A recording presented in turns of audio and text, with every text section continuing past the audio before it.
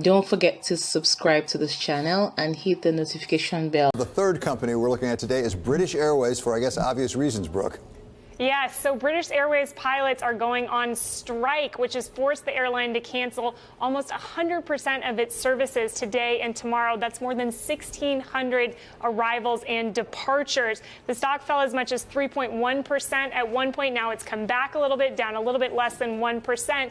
But the estimated cost for British Airways is about £80 million for this two-day strike. The interesting thing is the pilots say to settle this is this much smaller percentage of that, only about £5 million.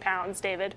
So what does it say for the aviation companies more broadly around the world right now? So it's interesting because one of the key points that the pilots are making is that British Airways has actually been doing very well. Their profits are up.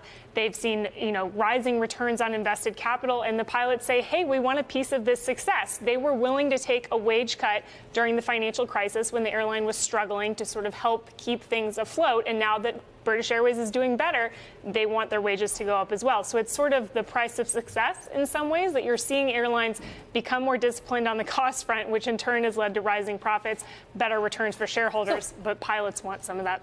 What's the pushback from the company on that? I mean, that seems fair. It does seem fair, and I do think the pilots sort of have British Airways in a tough spot right now. I mean, when you look at the demands that they're making relative to the cost of this strike, British Airways is, of course, also suffering in Wall Street just because of the perception of the risk of a no-deal Brexit and the weakening of the pound, weaker demand from UK customers, and so they're not really in a position to continue to worsen their reputation by allowing this labor strike to continue.